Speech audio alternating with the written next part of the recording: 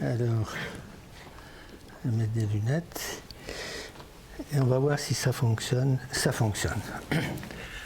Voilà, comme c'est indiqué sur le carton d'invitation, exemples et réflexions sur ma pratique artistique, exposer des circonstances souvent fortuites qui m'ont conduit à intégrer le visuel au sonore de 75 à aujourd'hui.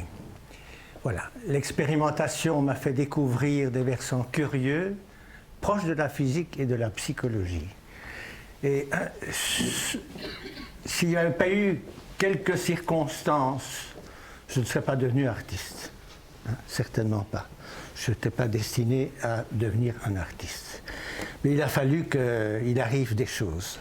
Et c'est ce dont je vais vous parler. Il y aura une partie, je dirais, un peu professorale, comme ça, pendant 30 minutes, où je vais expliquer comment je suis arrivé à faire des performances, des installations, entre 75 et 92.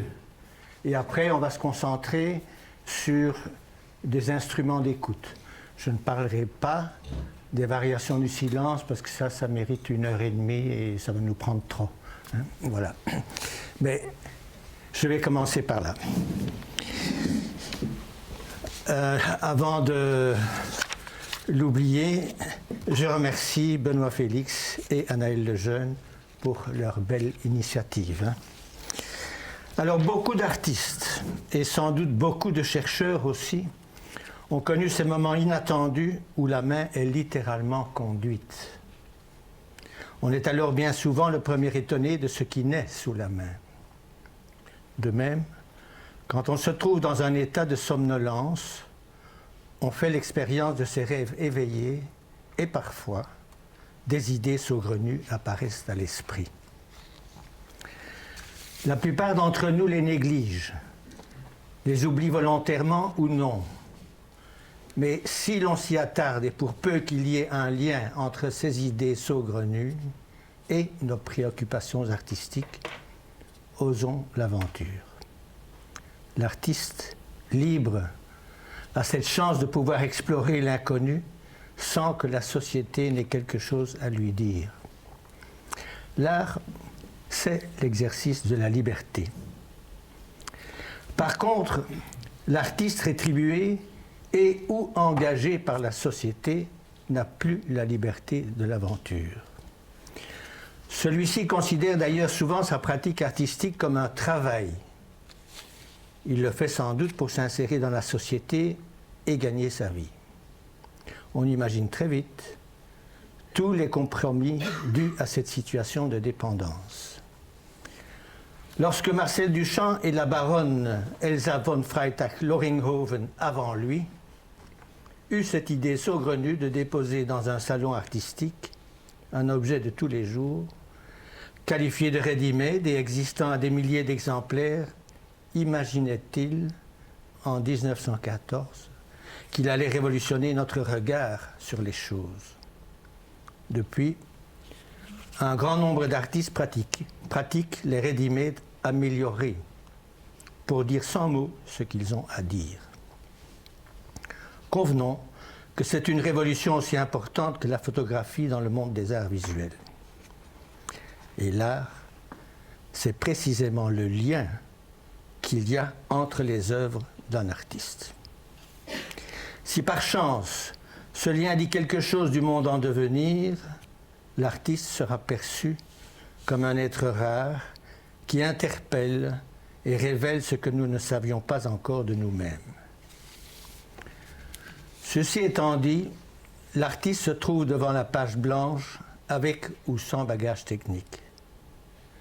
S'il fait confiance à son seul bagage technique, il risque d'être un artiste talentueux, certes, mais dont on ne percevra ni la charge émotionnelle, ni l'éventuelle dimension spirituelle ou autre, ni la véritable colonne vertébrale de l'œuvre. S'il fait confiance à ce que l'on appelle l'intuition momentanée et habité par l'époque, il dira sans doute des choses sur et pour sa génération. S'il fait confiance aux forces et énergies qui le traversent malgré lui, il fera peut-être une œuvre sur lequel s'appuieront les générations futures. Une phrase que je répète souvent, l'art, comme l'amour, est un instant de coïncidence avec soi, avec l'autre, avec le monde. Enfant, j'ai toujours pensé que si j'avais un garçon, plus tard, il serait anormal. Je m'étais habitué à cette idée-là. Mais lorsque mon épouse fut enceinte une première fois, j'ai dû tricoter une paire de gants dont la main gauche a 6 doigts. C'était une sorte de fétiche, d'objet refuge. Je jouais un peu le piano, mais très mal à la main gauche. L'enfant est né normal. C'était une fille, elle est là d'ailleurs. Elle a 50 ans. Quand je mettais ces gants, les gens étaient un peu mal à l'aise. Sans doute l'auraient-ils été moins si j'avais eu un doigt de moins. Ce sont ces réactions comportementales du public qui m'ont poussé à faire des performances, le mot n'existait pas encore, dès 1975. Quelques années plus tard, en 1977, j'allais être père pour la seconde fois et me retrouvais donc dans la même situation. Un jour, au bassin de natation, j'y allais avec les patients quand je m'occupais des cardiaques. J'avais entendu de magnifiques articulations vocales provenant d'un groupe de handicapés mentaux. Ce qui m'intéressait particulièrement, c'était qu'on ne pouvait pas dire si c'était un rire ou une expression de peur. En tout cas, c'était des glossolalies que nous ne pouvons pas produire et qui recèlent une charge émotionnelle puissante. Pour en faire 2 morceaux de musique, je fis des enregistrements de voix de handicapés mentaux sur bande magnétique dans des instituts à Boisfort et à Lovenjoul. En ralentissant et en accélérant le déroulement de la bande enregistrée, je me suis rendu compte que parfois je comprenais des mots, des bouts de phrases. Sans doute est-ce dû au fait que la hauteur de son et l'attaque des mots étaient de ce fait modifiées. Je réalisais ainsi une pièce pour piano et voix intitulée « Refuge » et un oratorio que nous entendrons dans 2-3 minutes. En travaillant sur plusieurs pistes comme le font les musiciens de la musique concrète. Pour l'oratorio que nous entendrons, j'avais gardé des voix telles quelles, très sculpturales. Et pour les parties soli, j'avais gardé les voix telles quelles et j'avais modifié les voix en manipulant les vitesses de déroulement des bandes pour les chœurs. De cette manière, j'obtenais des voix proches des voix normales. On peut écouter l'oratorio, on en a pour 7 minutes 16 secondes.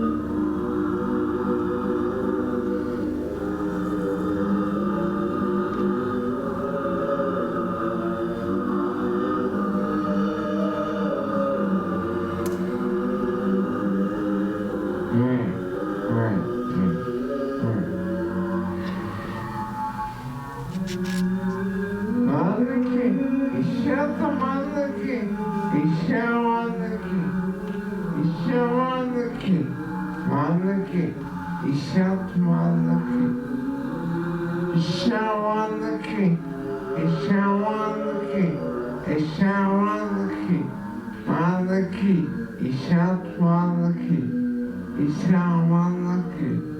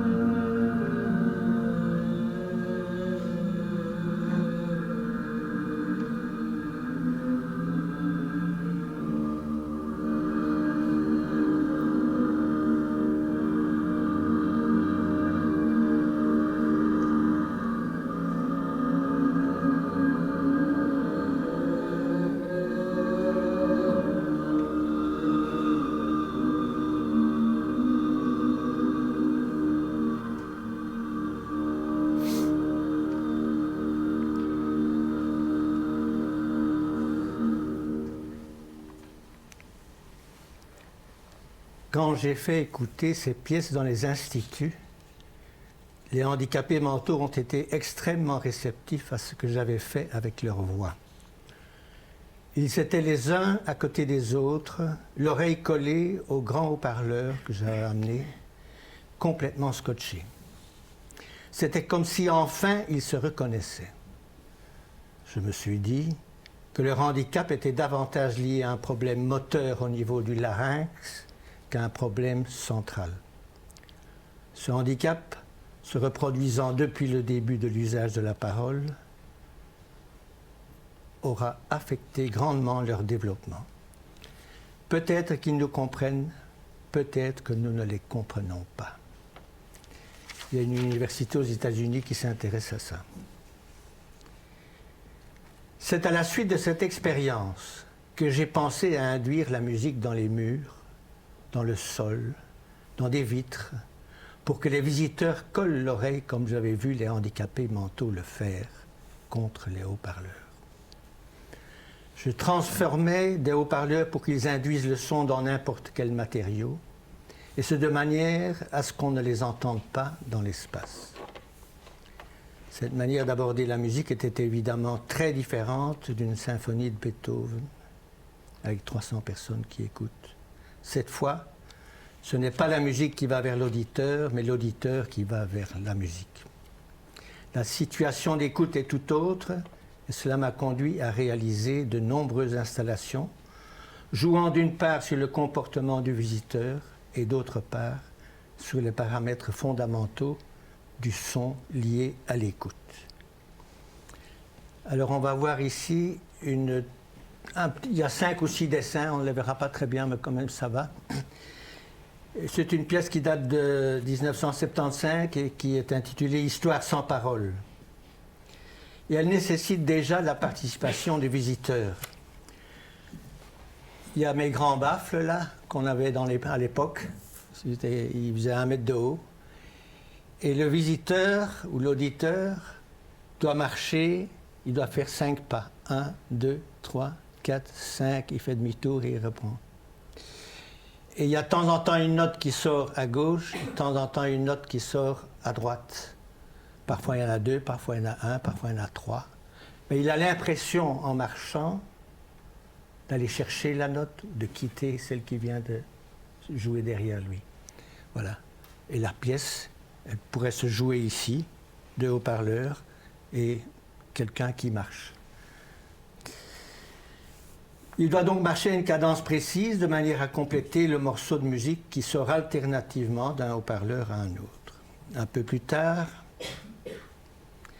je fis une série d'hommages, dont un hommage à Dan Van Severen, on est en 1978, où l'on écoute des accords sonores en lien avec les formes géométriques. Une croix, un son. Un losange, un son. Un rectangle, un autre son. Les mini-haut-parleurs étant cachés derrière la toile, bien sûr. C'est ainsi que depuis 1978, je me suis retrouvé dans les galeries, les centres culturels et les musées. Les vrais musiciens trouvaient ça, qu'est-ce que c'est que ça, enfin, bon, ça suffit, c'est autre chose, quoi. Voilà. Par contre, dans le domaine des arts plastiques, ils étaient beaucoup plus ouverts. C'est comme ça que j'ai atterri dans ce milieu, que j'aime beaucoup, évidemment. Parce que je trouvais qu'une photographie donnait trop d'importance à l'aspect sculptural de mes pièces, je fis des petites partitions dessins qui explicitent le comportement de l'auditeur. Dès qu'une idée surgissait, je faisais le dessin. Parfois, le dessin primitif était si léger que je devais photocopier en fonçant le trait pour voir ce que j'avais fait. Se posent alors les problèmes techniques qui mettent parfois des années à trouver une solution. Surtout pour les pièces qui jouent sur les paramètres fondamentaux du son et leur perception. C'est ainsi que je me suis adressé à des ingénieurs électroniciens et acousticiens avec lesquels j'ai mis au point en 1979 un appareil permettant de faire se déplacer le son dans l'espace. Michel Dickenscheit à Hongrie, par exemple, mit alors un appareil au point pour ma performance intitulée « Études pour plan et espace ». Est-ce qu'on voit quelque chose? Oui. Alors c'est une table de billard pour le billard français. Il y a 2 micros acoustiques et 2 micros de contact sous la table. Et j'avais demandé à Michel Dickenscheit, qui avait produit le premier disque, qui avait pressé le premier disque que j'avais fait à ce moment-là. Il a fait ce qu'on pourrait appeler maintenant un joystick. 4 haut-parleurs dans la salle, quelqu'un qui joue, et un autre avec un amplificateur, et de quoi faire voyager le son dans l'espace. Ça n'existait pas encore vraiment à ce moment-là. Celle-ci se présente donc avec un billard à 2 billes, à 3 billes, j'ai dit tout ça, très bien. Ce qui était intéressant, c'était qu'on pouvait voir se passer la chose sur un plan horizontal et on pouvait l'entendre dans l'espace. C'est ça qui m'intéressait. On entendait le roulement des billes, le choc des billes, le choc contre les bandes, voilà. Comme je connais un peu le billard, je savais très bien ce qu'il allait faire selon la position des billes. Pas de problème. 10 ans plus tard, on retrouvait ce type d'appareil dans les dancing. À mon avis. Alors, certains ont peut-être vu cette pièce.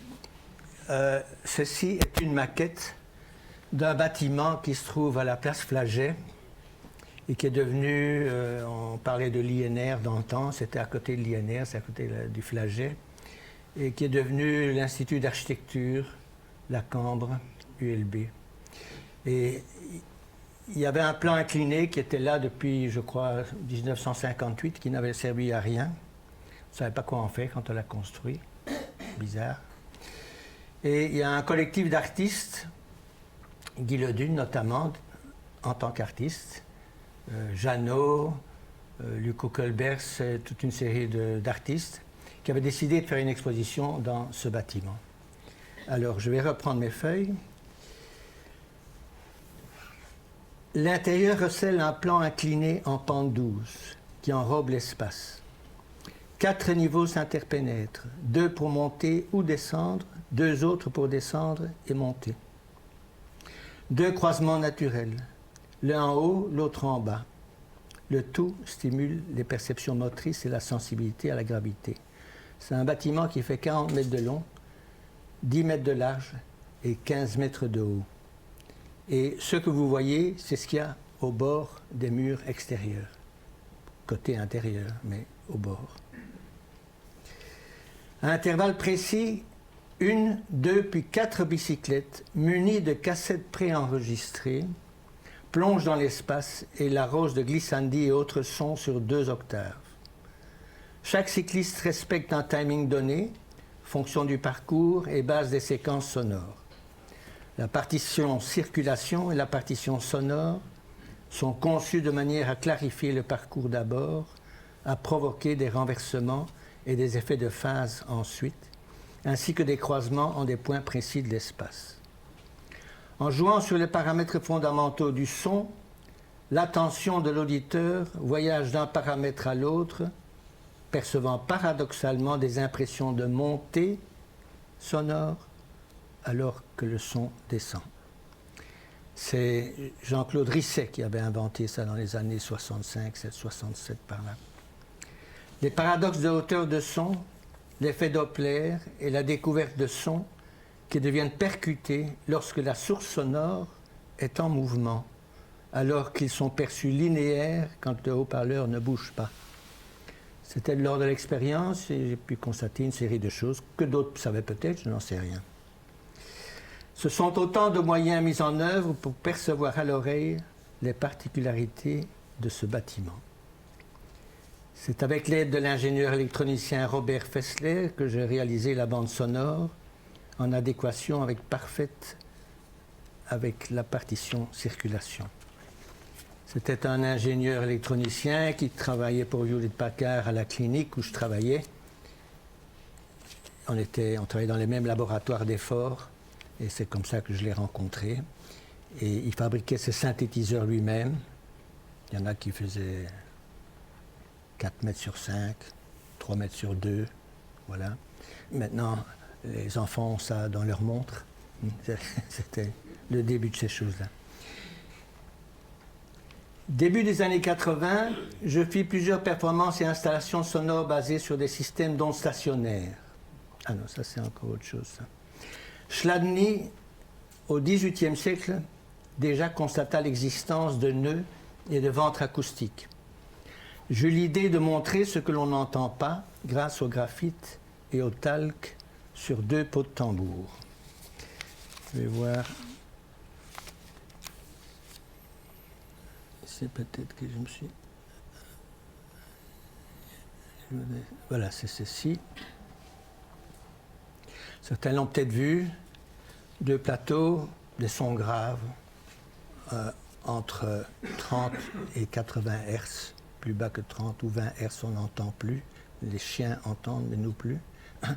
Et le son sort des haut-parleurs, va dans la peau, est limité par le cercle extérieur, revient, et quand 2 sons de même fréquence se rejoignent, il se crée des nœuds acoustiques. Et selon la forme, si c'est un rectangle, ce sera différent, si c'est un carré, ce sera différent, mais là c'est un cercle, selon la forme, il y a donc régulièrement des nœuds acoustiques. Et entre les nœuds acoustiques, il y a les ventres acoustiques qui repoussent le graphite et le talc vers le haut.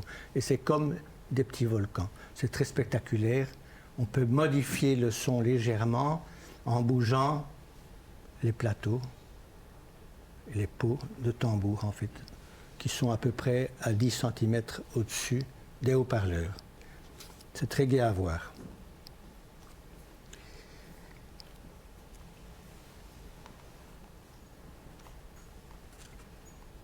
On voit les petits terrils, c'est parce qu'il y avait un artiste qui n'utilisait que la houille du charbon en camping, il s'appelait Ado Amelrijk. Il m'avait invité à faire quelque chose avec lui, au Brakkergrond d'ailleurs, à Amsterdam. Et c'est comme ça que j'ai eu l'idée de faire cette pièce-là, en utilisant quelque chose qui était connu, mais c'est réalisé et montré autrement.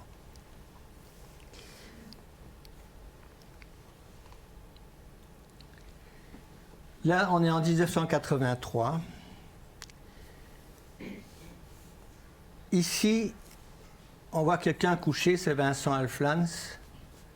Et dans le sol, j'avais mis un long tuyau.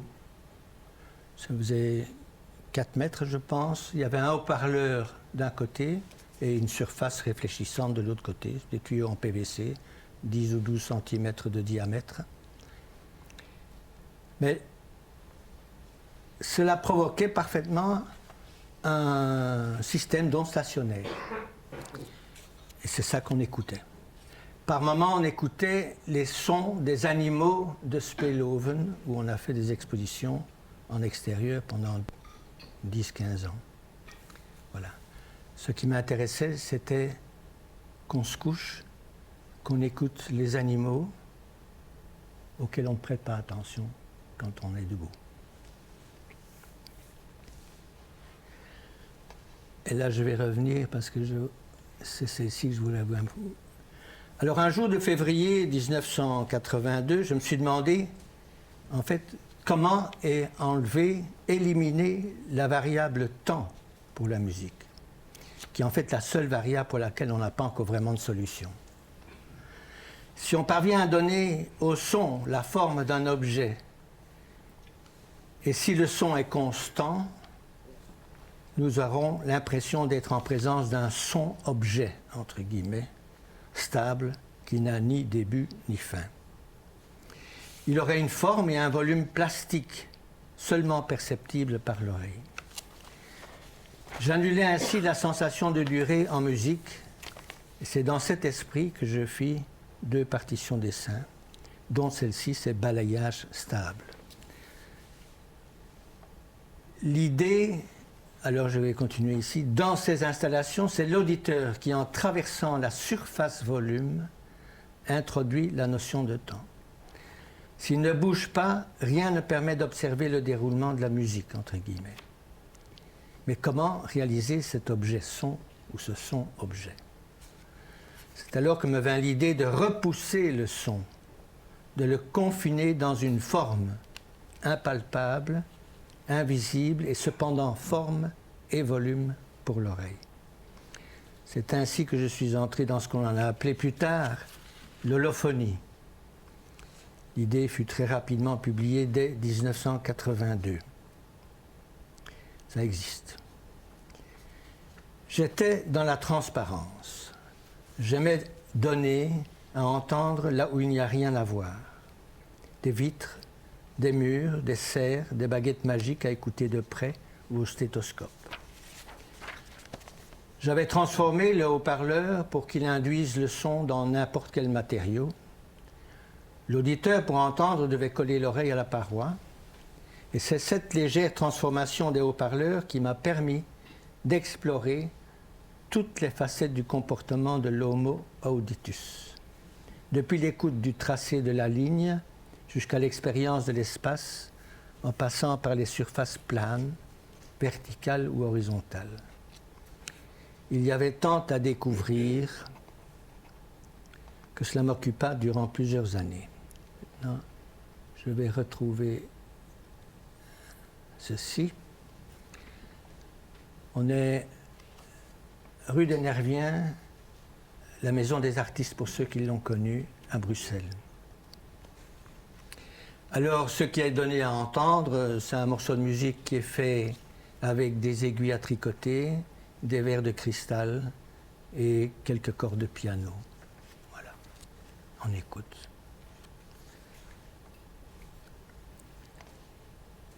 À l'époque, il y a eu aussi ceci, à la galerie Pluskern, près de la place Simonis à Bruxelles. une série de mausolées, comme j'ai dit. Et chaque mausolée contient un très bel accord sonore continu. Quand on entre dans la salle, on voit 6 mausolées, mais on n'entend rien. Il faut le temps que nos oreilles se reposent, et puis petit à petit, on commence à entendre des choses. Un flottement, des nuages de son par-ci, par-là. Et après 10 minutes, comme dans une chambre noire, où on voit tout, et bien là aussi, après 10 minutes, vous entendez tout. Et vous allez de l'un à l'autre, et vous faites votre morceau de musique vous-même, d'un nuage sonore à l'autre. La particularité ici aussi, comme le son est induit dans le verre, si vous touchez les mausolées, bien, automatiquement vous en modifiez le son, parce qu'il y a une partie des fréquences qui part dans la peau. Ici, avec la baguette magique, ça c'est la Fondation Miro.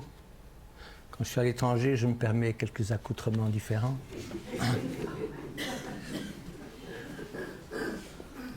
Donc il y a du son sur la baguette.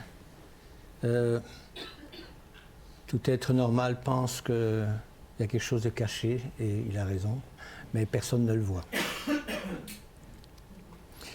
Alors ça c'est une pièce que j'ai faite en 86 qui s'appelle Quintette. Alors quintette, pourquoi quintette? Il y a 6 côtés, mais il y a 5 grandes parois de verre, et il y a un côté qui est libéré. Il y a les parois au sol, et il y a des parois au plafond, je dirais bien.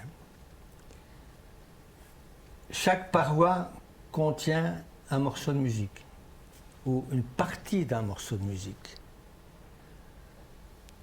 On peut écouter la paroi en étant à l'extérieur de cette serre, un côté, deuxième, troisième, quatrième, cinquième, et on entre à l'intérieur. Et quand on est à l'intérieur, parce que le volume d'air est plus petit, on entend la totalité du quintet. Donc c'est un quintet dont à tout moment on peut entendre les parties solies en étant à l'extérieur et la totalité quand on est à l'intérieur. Ce qui compte, c'est que le quintet en question soit assez loin des autres murs de la salle. Alors ici, la photo que vous voyez, c'était ici au-dessus, du temps de la Maison de la Culture de Namur. Je crois, ici c'est en 2000. C'est une pièce de 85 que j'ai remis ici pour une exposition qui avait été organisée dans le temps par André Lambotte.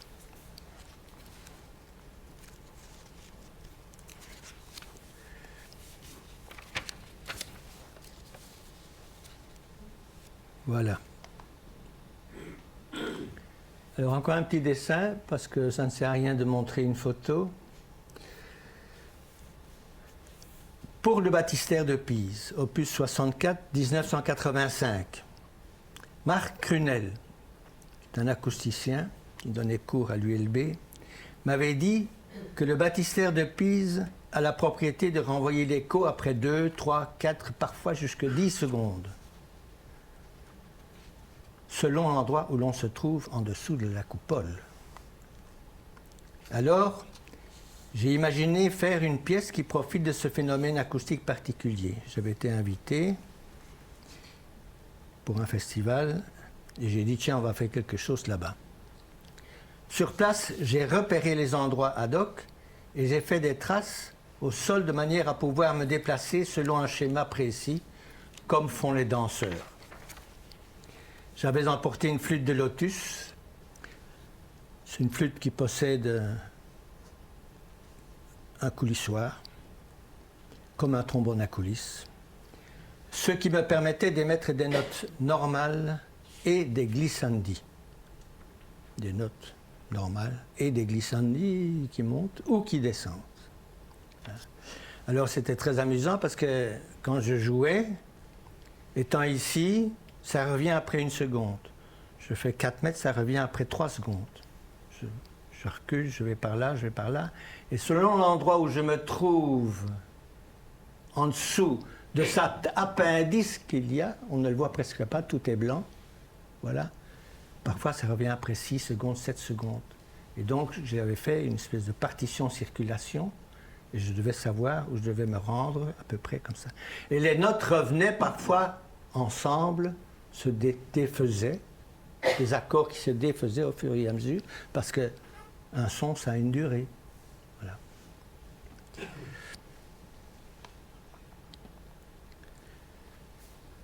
Une autre fois, à la galerie Plusquerne, près de la place Simonis, cette galerie était tenue par Jenny Vandris, et dans la seconde partie de la galerie, il y avait ce plancher.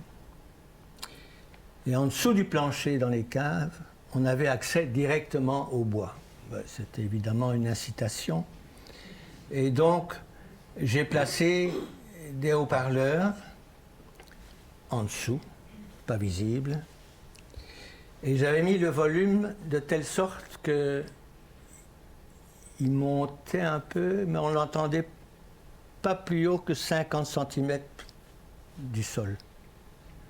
Pour entendre, il fallait se coucher. Et de temps en temps, le son baissait.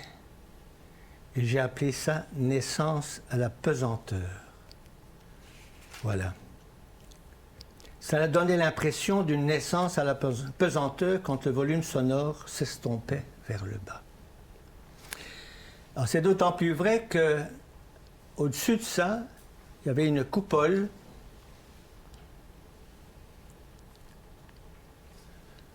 Là, je n'ai pas pris la photo de la coupole, mais si j'ai une photo, mais on va regarder le dessin. Il y avait donc aussi un escalier pour monter à l'étage. Un étage à côté de l'endroit de la coupole. La coupole se trouvait tout en haut, elle faisait l'équivalent de 3 étages, on va dire. Et il y avait quand même encore un escalier qui permettait d'entrer ailleurs. Alors, j'avais aussi sonorisé la coupole. De là, on voit les petites notes qui descendent. Et dans la famille de Jenny Vandris, ils avaient une entreprise de gaz, air liquide. Et j'étais tout de suite emballé. Et j'ai dit, tiens, est-ce qu'il y a moyen d'avoir de l'hélium? Alors j'ai été chercher un grand ballon sonde comme ça. Et on l'a rempli à l'hélium. Toutes les semaines certainement. C'est une déperdition. Et le ballon montait et cognait la coupole qui était sonorisée. Il y avait un fil métallique qui descendait jusqu'à hauteur d'oreille des gens avec une membrane de stéthoscope qu'il fallait écouter. Voilà. Donc il fallait écouter le son qui se trouvait là-haut. On était donc en 1986. Cette pièce date de 86. La pièce précédente, au sol, de 86, et celle-ci de 90.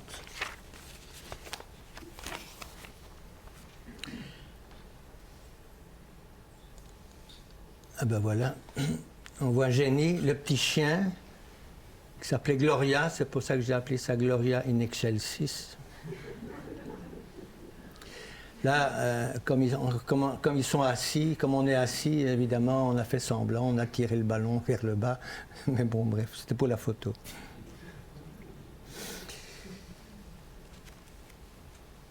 En 1990, je devais retapisser les murs de la maison.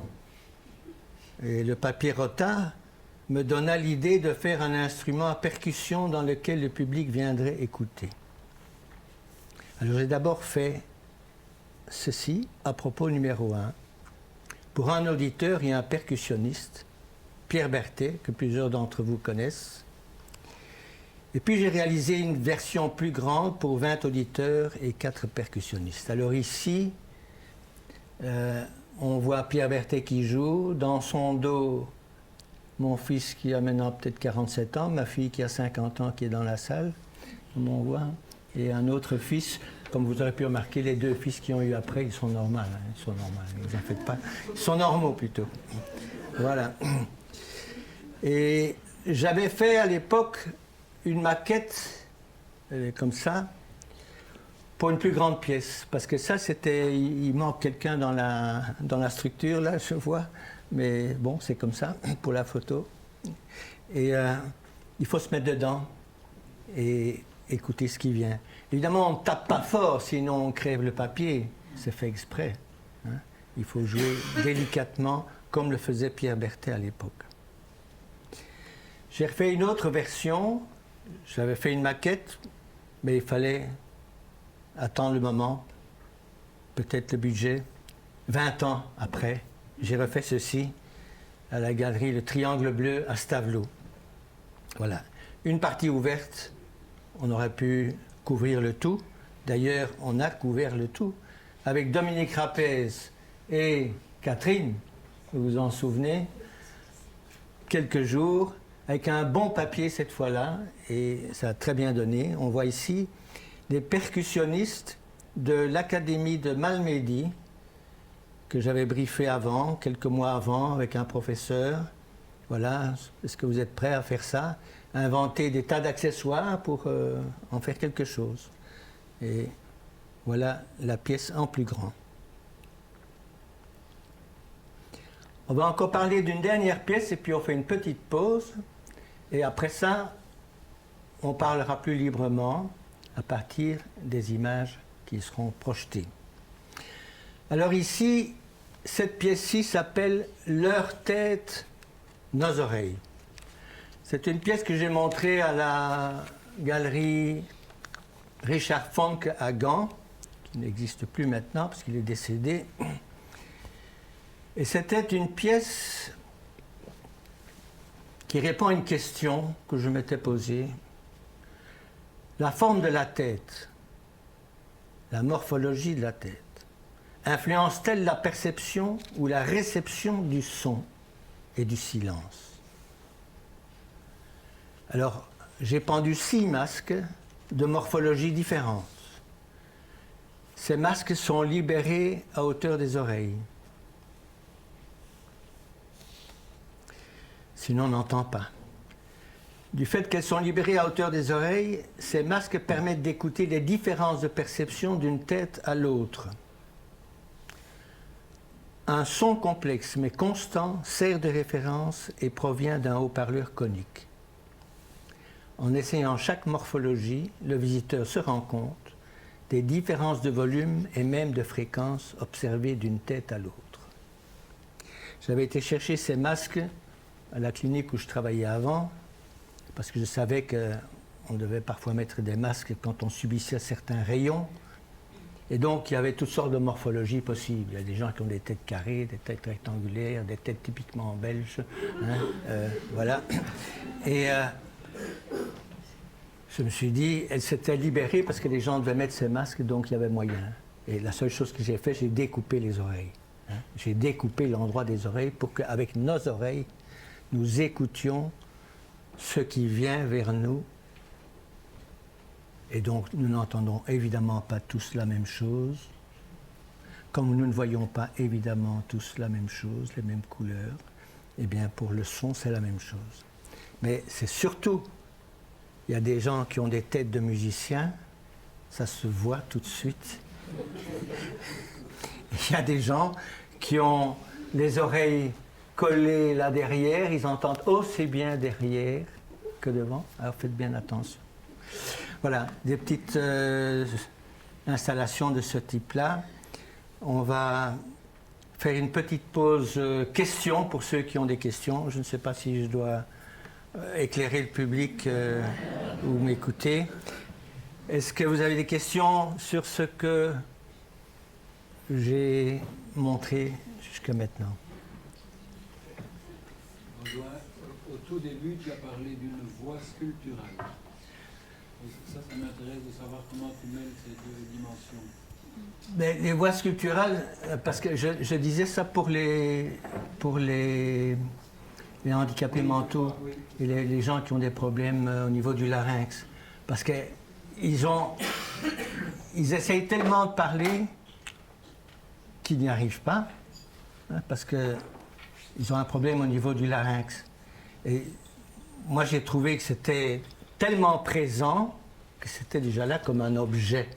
Voilà. On ne fait pas attention à ce que cela peut signifier, comme vous faites attention à ce que je peux dire maintenant. Non, on n'écoute que le son, en fait. C'est un peu ça. C'est pour ça que j'ai parlé de voix sculpturale. Bon, c'est peut-être bizarre de dire ça, mais ça, c'est la raison pour laquelle j'ai dit ça. Donc, on écoute les glossolalies, en fait. Voilà. Et ils sont capables de faire des glossolalies, justement, que nous sommes totalement incapables de faire, de produire. Donc, voilà. Et ce qui était exceptionnel, c'est qu'on se rend bien compte que ça a une charge émotionnelle invraisemblable. Voilà. Et ça, j'avais entendu dans ce bassin de natation où j'étais, moi, avec mon groupe de cardiaque. Il y avait d'autres thérapeutes qui étaient avec ces handicapés mentaux, on va dire. On osait dire ça à l'époque, maintenant on va dire différents. Tous les 50 ans, on invente un autre mot. Hein. Bon. Oui, encore une question? La pièce avec la coupole, où il y avait Oui. un temps de retard, Oui. différence. Le public avait une perception différente aussi selon la condition. La coupole dans la galerie, là. Dans la galerie, Oui. dans laquelle il y avait un retard différent selon la position où tu étais. Ah non, non, ça c'est dans le baptistère de Pise. C'est ça. Oui, ça c'est dans le baptistère de Est-ce Pise. que le public était aussi sous cette coupole Ah oui, le public était, parce que je vais dire, j'ai pas eu le choix. Là-bas, ça ouvre à 10 heures, ça ferme pour la sieste et puis ça réouvre à 4 heures. Hein, quelque chose comme ça. Donc, chaque membre du public avait une perception différente. absolument. Il y a des milliers de gens qui passent, c'est les touristes, et c'est très bien, j'en suis un aussi. Et voilà, tout ce que je peux dire, c'est que depuis que je suis retourné il y a quelques années avec mes enfants, hein, pour montrer ce que c'est, Pise et tout ça. Et maintenant, les gardiens, ils font comme ça, ils se promènent là, ils se promènent là, ils se promènent là pour montrer ce phénomène dont j'ai eu connaissance par Marc Crunel. Oui. Encore des questions? On va passer... Ouais, ici, moi, j'ai Oui, juste une petite remarque par rapport Oui. à la dernière installation et aux têtes oui, spécifiques et à la perception. Il existe d'ailleurs une tête qui serait la référence ultime qui a été produite par Neumann, ah, le bon. fameux fabricant de micro, et qui sert de référence pour la calibration des casques audio. Et vous, ici, justement, vous présentez justement les nuances de perception au niveau acoustique. Mais il existe apparemment Ah oui, une tête référentielle. c'est possible, merci. Voilà. Et moi, c'est l'expérience empirique d'un naïf. Non, non, Mais donc, c'est bien, c'est bien. c'est bien. Merci. Encore une remarque par rapport à ce qu'on a vu et entendu. On va passer à une série que j'ai intitulée Les prothèses, donc de 1994, deux séries. Il y a une première série de 94 à 96 ou 97, je ne sais plus, puis il y en a une autre de 2000 à 2004, quelque chose comme ça. Il y en a 14 en tout. Sur l'idée, comment entendrait-on le monde si nos oreilles étaient orientées autrement ou étaient situées ailleurs sur le corps? Qu'est-ce qui se passe si j'avais mes oreilles ici, hein, ou au pied? Est-ce que je vous regarde en vous parlant ou est-ce que je me tourne pour bien vous écouter? Qu'est-ce que je fais? Notre mode de vie serait complètement différent. Nos relations seraient complètement différentes. Et ce sont des questions, parfois je me dis, tiens, qu'est-ce que c'est que cette histoire? Comme je disais, c'est le matin en se réveillant qu'on a une petite idée et puis on fait rapidement un petit dessin, sinon c'est oublié. Tout le monde connaît ça. Alors on ne va pas les voir les 14, mais on va en voir une première qui est celle-ci, qui est faite en cire, parce que je n'avais rien d'autre sous la main et que je ne suis pas un vrai sculpteur. Ça, c'était facile à faire. Donc avec l'oreille droite, on entend ce qui vient de la gauche. Avec l'oreille gauche, on entend ce qui vient de la droite. On a intérêt à switcher quand on traverse la rue. Alors ceci, on pourrait dire, tiens, oui, on a vu des choses comme ça dans les années 20, enfin 1920, hein, chez les Russes. Mais on n'avait pas pensé, hein, voilà, on n'avait pas pensé qu'on pourrait s'en servir aussi pour écouter. Alors là, il est en laiton, ça peut être en plastique aussi. Du moment que la surface est lisse, c'est bon. Et il faut quelque chose pour empêcher l'arrivée directe. Tout ce qui vient sur le métal et qui vient de l'extérieur est perdu pour celui qui écoute à l'intérieur. Par contre, le son qui va au-dessus et qui pénètre ce qui sert d'oreille, je dirais bien, hop, il descend. Et il est perçu derrière. Les sons de devant sont perçus derrière. Les sons de derrière sont perçus devant. Les sons de gauche sont perçus à droite. Les sons de droite sont perçus à gauche. Voilà. Je vais vous dire tout de suite, c'est le genre de choses qu'on ne peut essayer qu'à l'extérieur. Parce que si vous êtes à l'intérieur, tout est masqué par la réverbération du local dans lequel on se trouve. Donc il n'y a qu'à l'extérieur qu'on peut bien percevoir ce genre de choses. Alors en voilà un qui écoute et il entend les sons comme s'il était lui-même dans une boule. Ici, c'est une prothèse pour s'écouter marcher. Très intéressant de faire attention aux pas. Voilà. Je reviens à ceci. S'écouter marcher, c'est une chose. Prendre ce entonnoir et le mettre tout contre à 1 centimètre, puis l'éloigner, le remettre tout près d'un mur, c'est encore autre chose. C'est une toute autre écoute. Ça vaut la peine d'essayer. C'est de l'ordre de l'expérience. Alors si une prothèse pour écouter les conversations indiscrètes. Souvent, ça j'ai fait quelquefois en Suisse, aux jardins musicaux, où on avait des jardins à disposition, et je demandais à quelqu'un de porter ceci, à quelqu'un d'autre d'être à côté, et moi je recule et je lui demande est-ce que tu m'entends bien? Et tout le monde lève le bras, les deux, et à mesure que je recule, celui qui n'a pas cette prothèse ne bouge plus et l'autre lève la main et je suis 30 à 40 mètres derrière lui. Voilà. Alors vous voyez que ça a été martelé. Et c'est ce qui fait aussi que ça fonctionne pour beaucoup de personnes. Parce que s'il y a 200 petits coups à peu près par oreille, ce sont des petits foyers qui renvoient le son vers l'intérieur de nos oreilles. Tout le monde n'a pas les oreilles au même niveau. Moi, je sais que j'ai une oreille plus basse que l'autre. C'est peut-être ça qui fait que je me suis interrogé de temps en temps. Alors ça, c'est pas moi qui l'ai inventé. Ce sont ce qu'on appelait des aides à l'audition ou des cornets acoustiques. Beethoven en avait 4 différentes. Celle-ci, elle sert à percevoir les aigus.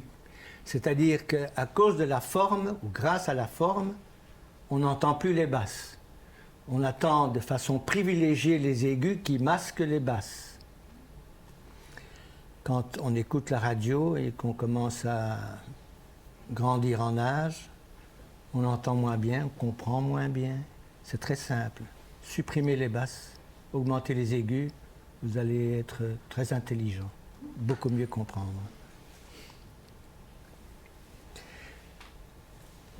Alors je m'étais dit aussi, quand on se promène dans la nature, il y en a plusieurs qui ont habité Archen ici, on en parlait tout à l'heure, il y a des grandes étendues de nature et de temps en temps on entend un animal au loin, mais on ne sait pas très bien où il est, on l'entend, on ne le voit pas. On sait qu'il est dans une fourchette de 25-30 degrés, comme ça, mais c'est tout. Alors j'ai pensé, bon, je savais bien qu'il y avait des animaux volants avec de grands becs et qu'ils se servaient de cette impossibilité, hop, pour viser. Alors je me suis dit, tiens, j'ai fait une espèce de prothèse séparatrice. Tout le monde peut la faire en épousant la forme de sa tête. Vous ne devez même pas avoir du laiton, d'ailleurs c'est mieux, parce que les animaux vont fuir. Mettez quelque chose, comme pourraient faire les paracommandos, voilà, quelque chose de vert avec un peu de brun, hein, pour passer inaperçu. Ce qui importe, c'est que la forme soit légèrement bombée, comme ça, puis vous arrivez à la tête, et puis hop, comme ça, voilà. Voilà, elle doit être légèrement bombée, de façon à ce que le son vienne vers vos oreilles. Alors, souvent, je le fais, je ferme les yeux, j'entends un son là-bas, je sais qu'il va venir ici, je l'entends uniquement sur l'oreille gauche, je m'oriente, et quand je l'ai de façon égale sur les deux têtes, je sais que l'animal est juste devant moi. Voilà. Et je peux avancer au degré près. C'est une prothèse, comme toutes les autres, pour bien entendant. Alors ici, on a une pièce, je m'étais dit, qu'est-ce qui peut bien se passer si on utilise un entonnoir pour aller capter le son quelque part, et on écoute à deux. Mais il n'y en a qu'un qui a l'entonnoir en main. Et ça, c'est une expérience assez intéressante parce que celui qui n'a pas l'entonnoir en main se demande ce que l'autre nous fait écouter ensemble. Voilà. C'est un peu ça. C'est aussi de l'ordre de l'expérience. L'autre a l'impression d'être aveugle. Qu'est-ce que c'est que cette histoire? Qu'est-ce qu'on entend? On ne sait pas très bien. Alors, nous l'avons tous fait. Parler à soi-même, hein, même tout haut, voilà. Prothèse pour soliloque, c'est très gai de se parler à soi-même. C'est doux, on ne s'énerve pas, voilà. Et alors, ceci, écoutez les oreilles de l'autre. Ça force au silence. C'est le genre de cadeau que je donne aux jeunes mariés. Ma fille en a un comme ça. Quand il y a un problème dans le couple, prenez ça et écoutez-vous. On va passer à une autre série qui date de 2001. Les aquaphones. Alors les aquaphones, comme son nom l'indique, cela suppose de l'eau. Ici, c'est un tire-lait du XVIIIe siècle. Voilà, un tire-lait, quand les mamans ont une montée de lait, et pour garder le lait qu'elles ont de trop, elles mettent la bouche à la pointe ici. Là, il doit être renversé et on le met au sein. Voilà. Et on aspire et le lait rentre dans le petit réceptacle en verre. Alors, moi, j'avais trouvé ça chez un brocanteur antiquaire à Anvers. J'ai dit, qu'est-ce que c'est que ça? Je trouve ça magnifique. Ils me disent ce que c'est. Et en rentrant chez moi, je prends un stéthoscope, évidemment, je le transforme un peu, je mets de l'eau dedans et je le laisse s'écouler. C'est très fin hein, là-bas. Et donc quand ça tombe, quand l'eau tombe, c'est goutte à goutte. Mais ce goutte à goutte fait une dépression comme ça, paf dans l'oreille, le tympan c'est boum, boum, boum. Je me dis ça c'est intéressant. Et c'est comme ça que j'ai commencé cette série des aquaphones. Alors les aquaphones, il y a eu un temps où tous les laboratoires jetaient ça, on en trouvait au vieux marché tant qu'on voulait, des caisses entières. Parce que maintenant tout se fait autrement, avec des calculs savants par l'intelligence artificielle, dirait-on bien maintenant, mais déjà avant. Alors ceci c'est l'aquaphone flûte, avec des petits étranglements. Hein. Donc on entend, on bouge avec ça, un peu par là, ploup, ploup, ploup. Tout ce qu'on n'entend pas, tout ce qu'on pense, mais quand on écoute c'est encore autre chose. Et aussi la pression de l'air sur le tympan. Encore l'un ou l'autre exemple. Celui que j'ai appelé un aquaphone saxo, parce qu'il a la forme d'un saxophone. Comme ils ont des tailles différentes, le son est différent. Ceci, ce sont les cornues, bien connues. L'avantage, c'est que celle-ci, elle a... Ah, ça fonctionne tout seul ici. Voilà. On peut bouger, changer. Il faut mettre à peu près un peu moins de la moitié d'eau, sinon la pression est trop forte pour le tympan. Voilà. Mais on peut faire passer de l'un à l'autre parce qu'il y a un trou et un autre trou de l'autre côté. Et donc on peut faire tout ce qu'on veut avec ça. Ça, c'est le plus gai, c'est celui-ci d'ailleurs. Ah, encore un. Un autre que j'ai appelé l'aquaphone poulpe. Et là, il ne faut pas le laisser faire par les enfants. Parce que d'abord, le poids avec l'eau dedans, à moitié remplie, c'est tout de suite 2-3 kilos. 1,5 kg pour le verre, 1 litre et demi d'eau, donc on a à peu près ça. Et alors là, on n'entend pas de glouglou parce qu'il n'y a pas d'étranglement, mais on entend des voix. Parce que l'eau repousse l'air. Voilà. C'est exactement ça ce qu'on entend. À la même époque, j'avais exposé à la chapelle de Boondal. Et je m'étais dit, tiens, je ne veux pas dire on va baptiser la chapelle, mais j'ai pensé à ça. Et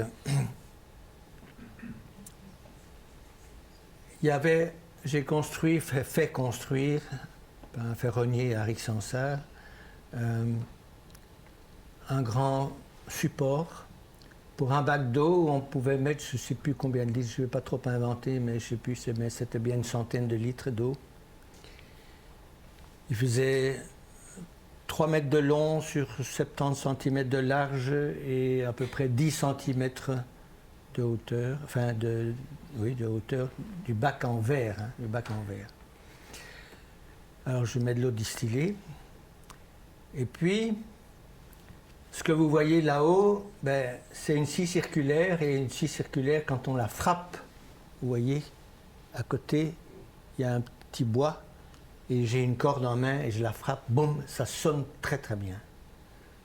Pang, comme ça. Cette scie circulaire, elle est sur un axe et elle est accrochée tout en haut de la chapelle. Voilà. Ce qui fait qu'elle ne va pas bouger, vous savez. Comme ça, elle... Voilà. Évidemment, il faut s'arranger pour que la scie ne casse pas l'objet. Donc, le son, au moment où on le frappe, il descend, il rentre dans l'eau, 5 cm maximum, et le son change quand il est dans l'eau, et il reprend son son initial quand il en sort. Alors, hop, là on voit qu'il est passé, il est de l'autre côté, et là on va voir qu'il revient. Et c'est comme un métronome à l'envers, jusqu'au moment où il s'arrête. Je l'ai remontré celle-là à la chapelle de Choiseul aussi, qui est plutôt une grande église, à Tournai, pour un lard dans la ville, en 2004, je crois.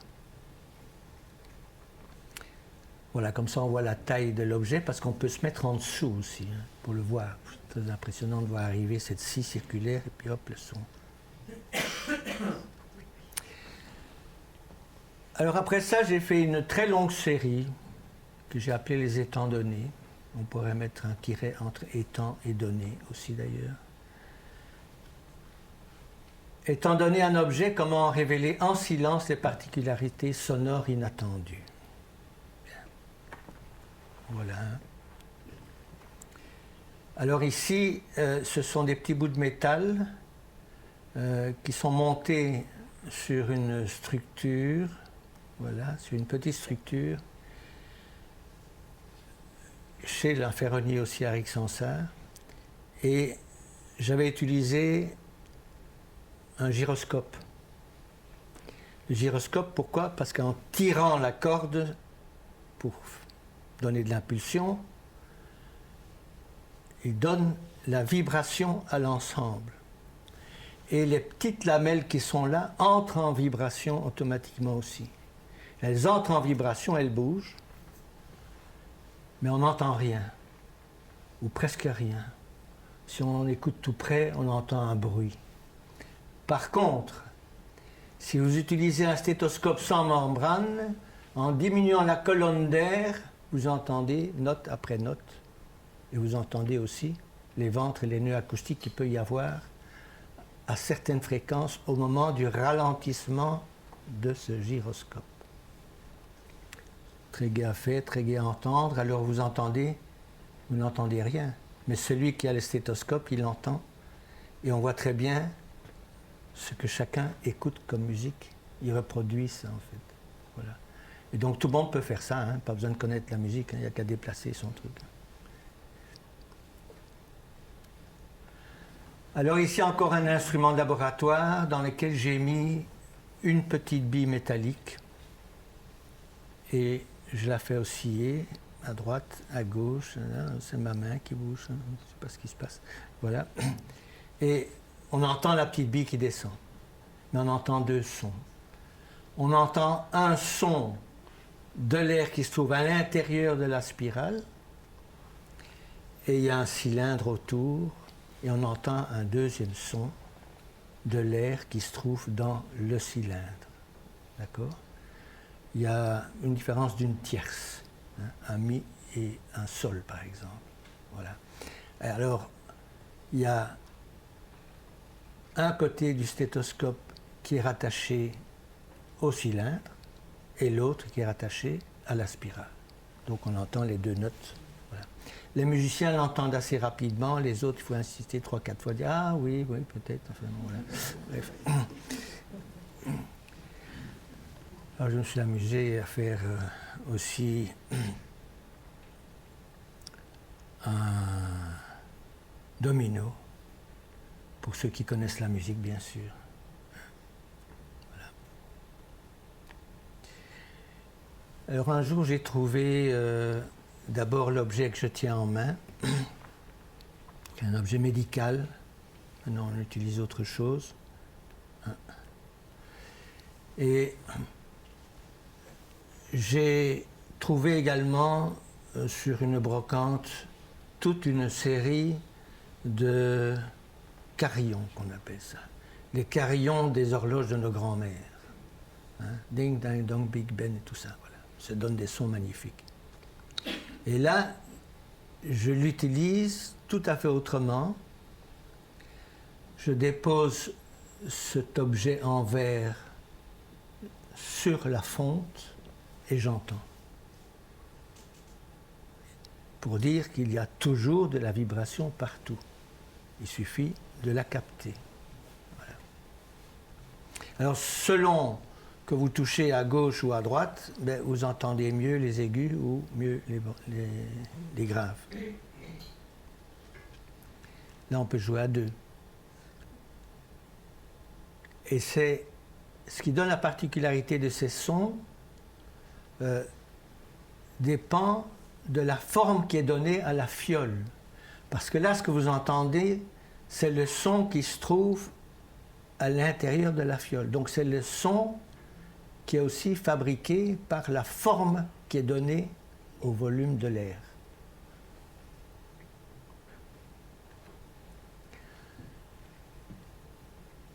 Petite pièce, vous allez chercher un stéthoscope à 7 €, vous mettez un ressort de montre à gousset et le tour est joué.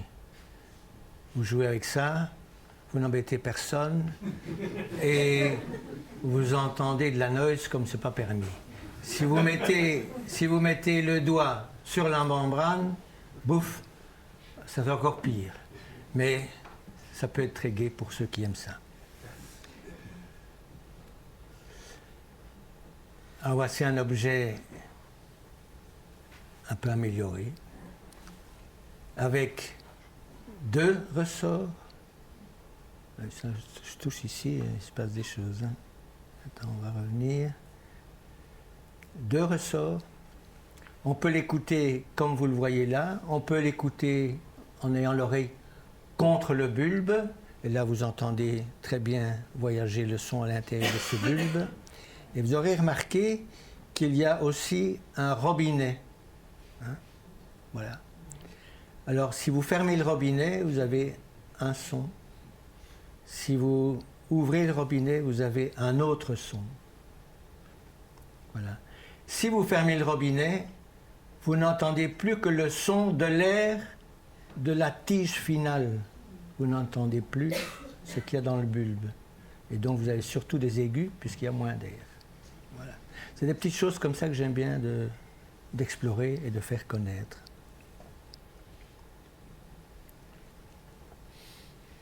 Un autre.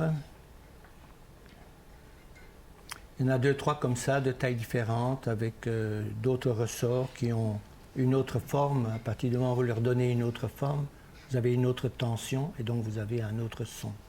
Mais on peut en jouer soi-même et on écoute ça au stéthoscope. Et parfois, je fais ça avec 2, 3 tables de 6 objets à écouter et vous avez 18 personnes qui jouent. Il faut quelqu'un qui explique comment l'utiliser. Et on n'entend rien. Fantastique. Vous les voyez tous en train de jouer et que vous soyez musicien, que vous connaissez la musique ou pas du tout, on est tous nus devant ça. On est tous les mêmes devant ça. Alors j'ai un jour fait une couronne pour le roi et une couronne pour la reine. Alors celle-ci, c'est la couronne pour la reine. Alors qu'est-ce qu'elle a de particulier, cette couronne? Elle a aussi une petite bille qui se promène dans la couronne. Et quand la reine marche, elle peut dire bonjour à tout le monde, mais elle doit tout de même faire attention. Et elle doit faire attention à quoi? Elle doit faire attention à avoir la petite bille à peu près au milieu du trajet. Si elle entend trop de l'oreille droite, elle doit tout de suite s'intéresser à ceux qui sont à gauche, et ainsi de suite, c'est couronne pour la reine. Puis, un beau jour, je me suis dit, tiens, comment jouer autrement et en silence à partir d'instruments classiques. Voici un objet, un sitar européen, transformé et devenu ce qu'on a appelé une autoharpe. Alors ça tourne tout seul ici, hein, c'est extraordinaire. Voilà. Et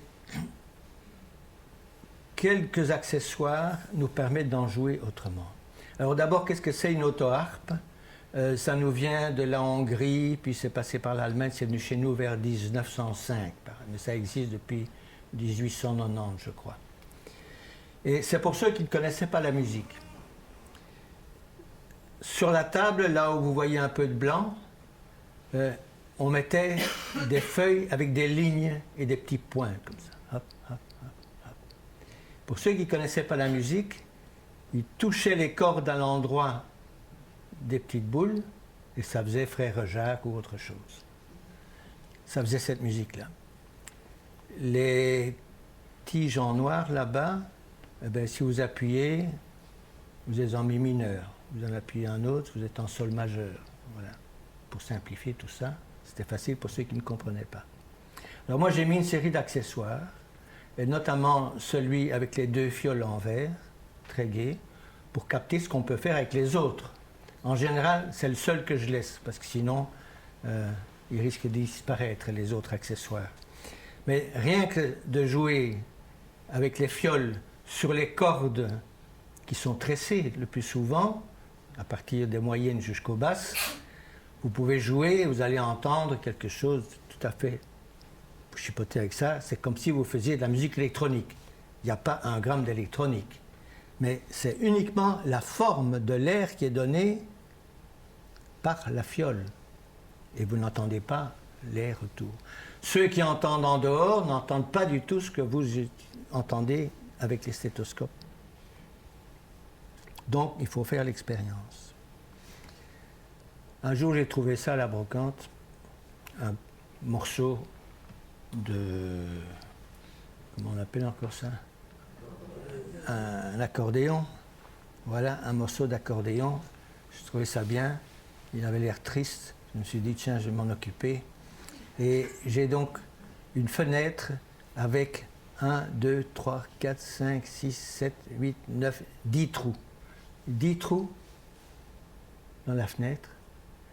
Et si je veux écouter à l'extérieur, j'appuie 1. Si je veux écouter mieux, j'en fais 3, un accord, puis j'entends mieux ce qui se passe dehors. C'est tout bête, c'est ça.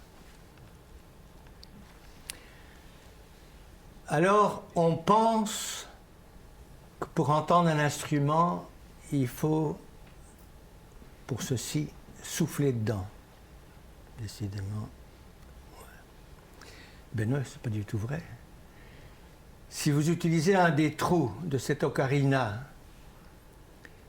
pour mettre un tuyau de votre stéthoscope et que vous jouez, vous entendez parfaitement do, ré, mi, fa, sol, la, si, do. Il n'y a aucun problème. Et vous jouez sans embêter le voisin. Il faut essayer ça. Alors ici aussi, un stéthoscope, une fiole, et on joue sur les 3 cordes d'un instrument asiatique. Alors ça fait des glissandis, on se croirait à Francorchamps, on fait ce qu'on veut avec ça. C'est un peu, voilà. Autant vous dire que les adolescents, les jeunes, ils aiment ça, mais ils découvrent les choses. Il y a parfois des acousticiens qui sont très très étonnés de ce qu'ils peuvent entendre. Hein. Souvent, ils ont une connaissance plus scientifique, mais pas toujours empirique et pas toujours réelle. Alors ici, j'avais acheté cet objet aussi sur une brocante à Waterloo dans le temps. Je ne savais pas trop ce que c'était, à vrai dire. Je crois que c'est quelque chose pour fumer, un truc japonais, asiatique, je ne sais pas quoi. Et puis, il y a des tas de trous au-dessus. Et puis, j'ai fait ça. Un peu plus tard, je me suis rendu compte que c'était la base d'un instrument asiatique, le sho, S-H-O, avec des tuyaux comme des petits tuyaux d'orgue, en fait. Et là, j'avais fait ça sans trop savoir, et en écoutant, je peux aussi faire do, ré, mi, fa, sol, la, si, do. Hein? Simple. Un peu plus d'air, juste ce qu'il faut pour faire la gamme. Aussi en jouant tout seul et sans ennuyer le voisin. Cette série-là, Ad libitum, je l'avais montrée, je l'ai terminée. C'était en France. Et il y avait quelqu'un qui habitait là et qui avait commencé un petit centre d'art. Il a fait ça pendant une vingtaine d'années. Et il était déjà âgé et il est mort à ce moment-là. Et j'avais récupéré cette flûte à 4 tons et j'ai pris l'air de l'endroit où il est décédé et je l'ai conscrit dans cet espace. Donc on ne siffle plus et on garde l'air. Un hommage à ce gars qui avait commencé ça. C'était un Hollandais qui avait été dans la finance, qui en a eu marre, qui a acheté un village où il n'y avait rien, il n'y avait plus rien. Il a reconstruit le village et il en avait fait un à Saint-Setier en Corrèze, un centre d'art. Puis je me suis dit un jour, tiens, les instruments de musique, ils ont de beaux étuis, on n'en fait rien, ça sonne ou ça sonne pas, qu'est-ce que ça fait? Voilà une série. On voit Susanna Mildonian. Alors Susanna Mildonian, c'est une harpiste arménienne qui a vécu la plupart du temps à Venise et qui est venue quand même 15 ou 20 ans, je ne sais pas, peut-être Kaïda pourra le dire, à Bruxelles, où elle a donné des cours de harpe. Et un beau jour, dans la rue Blas, je crois, je suis un brocanteur, je vois cette harpe. Je dis, oh là là, bon, je suis reparti avec. Et c'est comme ça que j'ai commencé cette série. Et donc, vous verrez. Voilà. Ça, c'est un étui à métallophone. À mon avis, un petit métallophone comme celui-là, il doit venir des pays de l'Est. On a vu des tas de choses arriver quand le mur s'est ouvert, et encore un peu maintenant d'ailleurs, mais enfin, le gros est parti. Le gros est venu par ici et il revendait ça. Alors, c'est un métallophone. Et j'avais vu ça, il n'y avait pas des tiges dedans, les plaques de métal dedans, mais elles étaient à côté. Et j'ai dit, tiens, ça va avec ça? Il me dit, oui, je peux écouter. Il y avait encore ce qu'on appelait du boyau de chat dans le temps. Ça sonne très bien. J'ai d'ailleurs acheté une vieille raquette de tennis pour poursuivre avec du boyau de chat, parce que ça sonne très bien. Et puis je joue un peu, j'en fais 2, 3, ça sonne bien. Bon, bref, je me dis, bon, je referme le couvercle, j'entends plus rien. Puis je discute avec le gars, j'ouvre le couvercle, ça sonnait encore. Ben ça, je ne vais pas le laisser traîner là-bas. Et alors avec ça, je joue de temps en temps, voilà. Et le fait de modifier fatalement la quantité d'air et l'ouverture, ça donne des sons incroyables.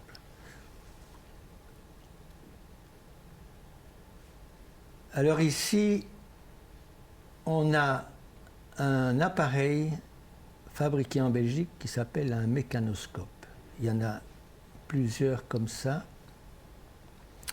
Et ce sont des appareils, en fait, pour écouter les moteurs des voitures en 1920, 1950, par là.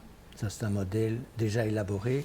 Et on peut modifier, avec tout au bout là-bas, on peut modifier la quantité d'air qu'il y a à l'intérieur pour écouter mieux les aigus ou mieux les graves. Et on touche la tige au moteur, et on écoutait, et en écoutant, il savait dire quelle était la pièce manquante ou la pièce défectueuse. Mais on appelait ça un mécanoscope. On aurait mieux d'appeler ça un mécanophone, peut-être. Voilà. Alors moi, je l'utilise pour que les gens puissent utiliser eux-mêmes, faire des tas de choses avec ça. Alors voilà un objet que je mets dans un étui à clarinette, je pense. Voilà. Donc on est loin de la chose, on est loin de l'étui, mais bon, c'est encore un objet trouvé. Merci Marcel Duchamp, comme je disais tout à l'heure. Il y a une légère pente, ou même pas une pente, il n'y a même pas une pente ici. C'est la même chose partout. Mais ça, quand l'objet est ici en l'air, je le laisse aller et il va descendre parce que ça s'écarte. Et le son va du plus grave au plus aigu. Qui a pensé écouter ça? On regarde ça pour expliquer des choses physiques. Bien, moi, je l'écoute. avec un multiple stéthoscope pour écouter ce qui se passe avec les moyennes, les aigus. Et tout. Très gai à entendre, à observer. Ici, on ne voit pas l'intérieur, donc c'est un étui à mandoline. À l'intérieur, il y a des tas de boules de frigolite dedans. Et si on utilise ce mécanoscope aussi, c'est un mécanoscope plus rudimentaire qui date à peu près de 1930. Vous placez le bulbe ici contre l'oreille et avec la tige, on chipote dans le volume de cet étui à mandoline et on entend le vent. Et j'avais fait ça pour accompagner une pièce de Jean-Sébastien Bach qui s'appelait, je ne sais plus comment, mais ça avait à voir avec le vent, la tempête. Et ça, j'ai fait ça aussi parce que le chœur de chambre de Namur, ici pour leurs 25 ans, ils avaient demandé à 4 ou 5 artistes de faire quelque chose à l'occasion de leurs 25 ans. Et moi, j'ai demandé quelle partition ils jouaient. Envoyez-moi une partition.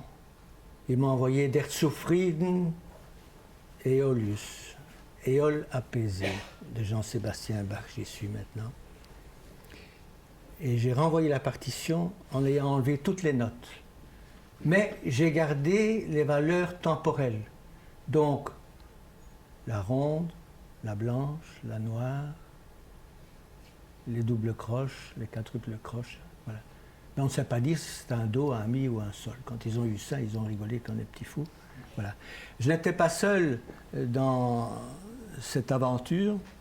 Et il y avait Dominique Rapès aussi, je ne sais plus qui c'était exactement les autres, enfin toi tu dois pouvoir le dire. Il y avait Olivier Spinowin. Spinowin. Il y avait Emmanuel de Meulemeister. Et toi. Oui, et toi? Il y avait une autre artiste qui a eu le prix de la jeune peinture. EDM? Non, je sais plus. Attends. Ça, c'est Emmanuel. Oui. Enfin, il y avait en fait. Voilà. Et donc, c'est à la suite de cette demande que j'ai fait cette pièce. Voilà. Et en écoutant, avec cette espèce de mécanoscope, on créait le son du vent, curieusement. Voilà. Alors, encore un étui à clarinette, sur lequel j'ai mis un jouet de mon enfance. Voilà. Ici. Et comme il est accolé à cette caisse de résonance, je bouge, ou celui qui l'utilise bouge vers le haut, vers le bas, et il provoque les allées et venues de cette petite roulette qui monte, qui descend, et on écoute tout ça là, en fonction de ce qu'on fait.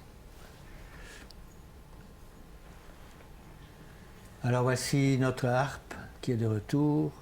Et vous voyez, il y a un fil de nylon tendu, hop, attaché à un stéthoscope, tout simplement, attaché. Hop. Et puis, on en joue, comme ça, et je suis seul à entendre.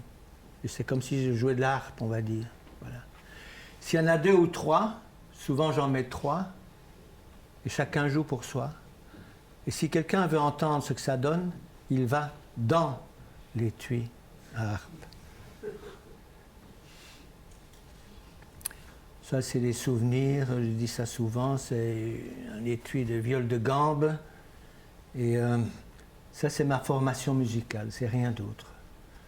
Ça a commencé avec le 4e concerto pour piano et orchestre de Beethoven. Et comme je dis souvent, j'étais dans les bras d'un ami. J'avais 14 ans. J'ai eu le choc de la musique à ce moment-là. Voilà, c'est une curiosité.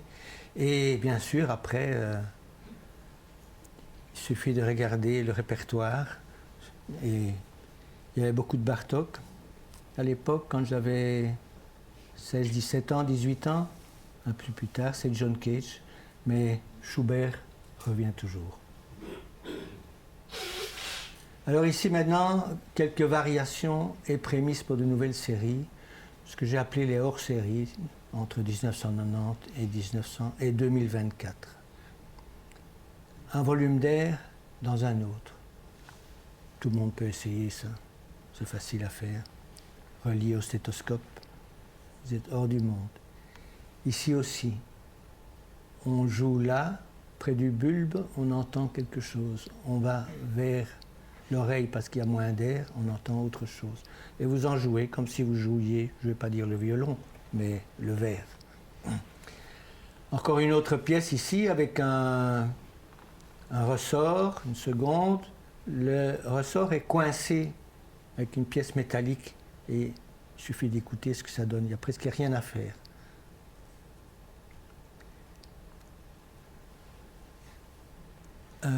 Naissance à l'air que j'appelle ça. On écoute ça. Comme c'est comprimé, on n'entend rien. Quand je l'incline, j'entends. Qu'est-ce que j'entends? J'entends l'air. Voilà. C'est sans doute ce qu'on a pu observer à la première seconde quand on est tous nés. Hein. Et on est dans l'air tout le temps, mais on ne s'en rend même pas compte. Voilà. Et quand on essaye ça, ça nous paraît tellement fort. Et puis après 2-3 minutes, on s'y habitue totalement. Je ne sais pas si ça s'est fait tout seul. Alors voici un quatuor. Voilà, il manque 2 stéthoscopes sur la photo, mais on peut l'écouter à 2, on peut le faire à 4. Quatuor parce qu'il y a 4 ressorts et on peut en jouer à 2 ou à 4. Voilà. Sans doute savez-vous qu'au temps de Haydn, les quatuors, ça se jouait sans personne d'autre qui écoutait. Dans un salon, dans un château, on jouait entre nous. On se disait des choses entre nous, en somme. C'est ça, sans public. Eh bien ici, c'est un quatuor sans public.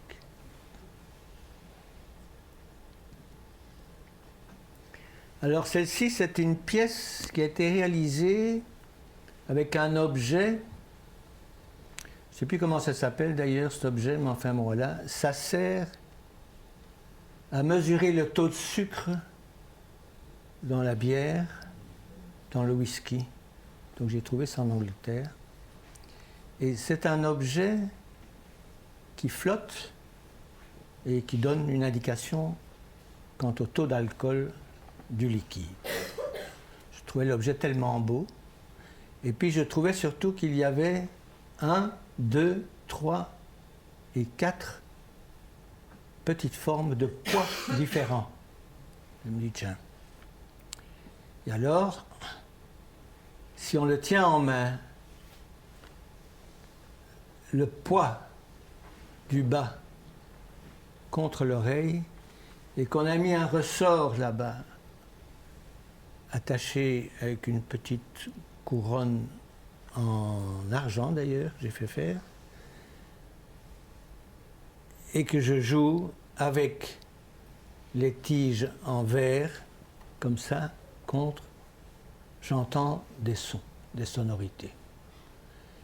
Si je mets un autre poids, ben le poids va changer et le son aussi. Et à chaque fois qu'on utilise un autre poids, le son, la sonorité se modifie. C'est ce qui m'avait intéressé. Outre la beauté de l'objet, il faut dire. En voilà un presque du même genre, mais en verre.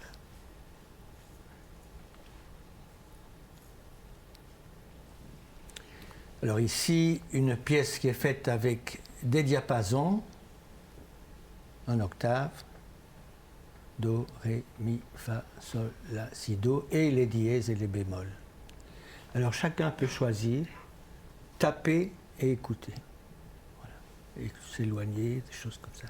Chacun peut faire ça. Ah, ça fonctionne tout seul maintenant. Et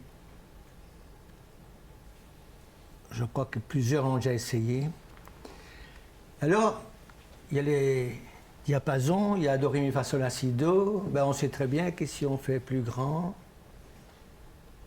le son sera plus grave. Si on fait plus petit, le son sera plus aigu. Et je me suis dit, tiens, et pendant longtemps j'ai pensé à ça, puis un beau jour j'ai trouvé un objet tout fait. C'est celui-là. C'était un échantillon de produits du Congo, de bois du Congo, tous de la même taille, mais de densités différentes, qui me donnent des sonorités différentes. Et donc si vous tapez avec la baguette de sushi là-bas, dessus, paf, vous avez un son, à côté un autre son, et vous avez aussi Do, Ré, Mi, Fa, Sol. Voilà. Ce n'est que la densité, et c'est le même volume, la même taille. Ça m'intéressait. Alors encore une petite pièce, il y a 2-3 ans, c'est une pièce, je trouvais l'objet tellement beau que je l'ai sauvé, hein, ça fonctionne tout seul. Hein. Et j'ai mis une petite bille dedans, et là, quand je fais tourner l'objet, je vois la bille qui bouge, mais je n'entends pas. Si je fais tourner l'objet et que je colle l'oreille contre la bille, enfin l'objet plutôt, l'instrument on va dire, à l'oreille, je l'entends mais je ne la vois pas. Donc d'un côté je ne l'entends pas, là je ne le vois pas. Petite chose comme ça qui m'intéresse. Encore une variété ou une variation sur des choses connues. Aussi un instrument de bijoutier amélioré. Et ici, une pièce aussi trouvée chez un brocanteur antiquaire, qui est une espèce d'écuelle. Dans le temps, il y avait un long manche, et on mettait ça, c'était pour les malades quand ils crachaient. Hein? On est au 18e, hein? Voilà. Ils crachaient, et puis après, on jetait ça. Je trouvais l'objet beau, et je me dis, tiens, qu'est-ce que je peux en faire? J'ai les 2 trous dans le laiton, ils y étaient pour le manche. Je l'ai enlevé, j'ai mis une charnière, et je l'attache au mur.